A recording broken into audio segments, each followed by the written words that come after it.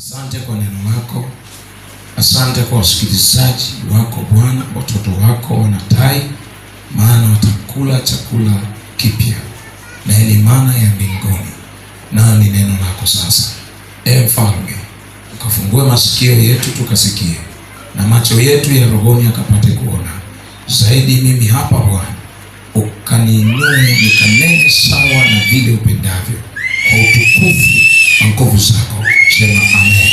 Amen. Sema amen. Amen. Andika, simama wewe mwenye haki, maana wewe ni mtoto wa Mungu. Simama ewe mwenye haki, maana wewe ni mtoto wa Mungu. Narudia kwa mara ya mwisho. Simama ewe mwenye haki, maana wewe ni mtoto wa Mungu. Amen. Bwana Yesu asifiwe sana.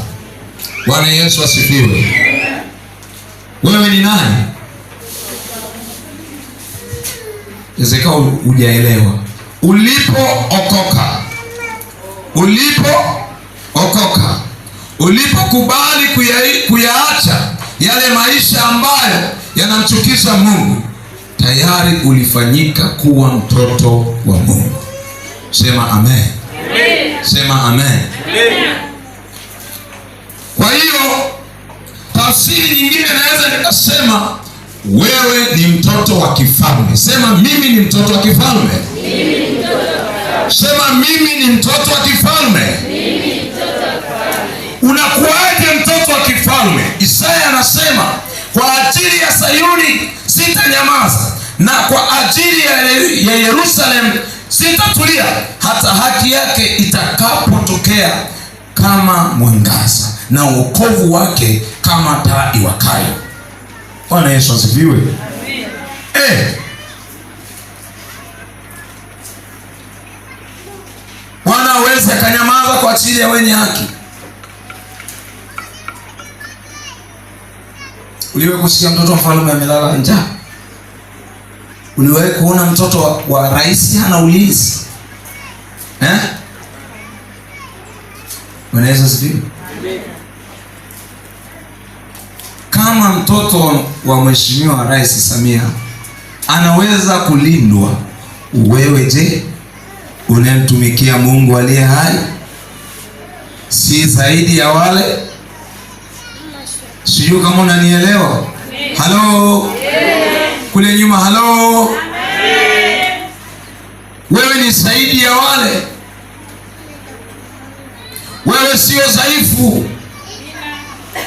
Wewe umejengwa katika mwamba. Anamwambia Petro, kanisa langu nitalijenga juu ya mwamba ulio imara. Yale malango hayawezi yakatikisa, wala upepo iwe ni tsunami haviwezi. Kwa nini ulie kwa sababu ya magonjwa? Kwa nini utaabike kwa kukatishwa tamaa na mtu ambaye amwamini Mungu? Wewe ni zaidi ya yule ambaye hajaokoka. Mimi ni mwanadamu tu, mimi ni mwanadamu. Hivi utaishi kusema mwanadamu tu mpaka lini? Kama Mungu wetu ni wa kutisha, je, wewe ukoje? Maana alikufanya kwa sura na kwa mfano wake. Maana yake unafanana na yeye.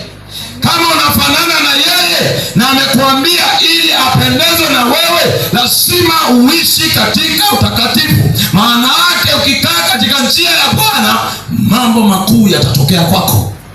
Imani yako iko wapi?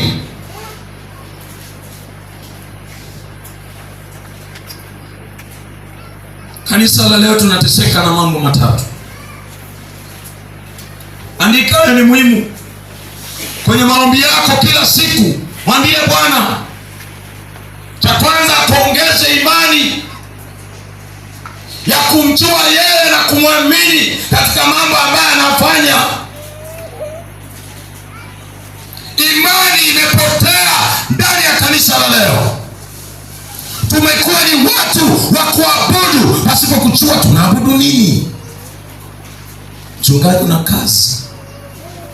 Wazee, kuna kazi. kutokuishi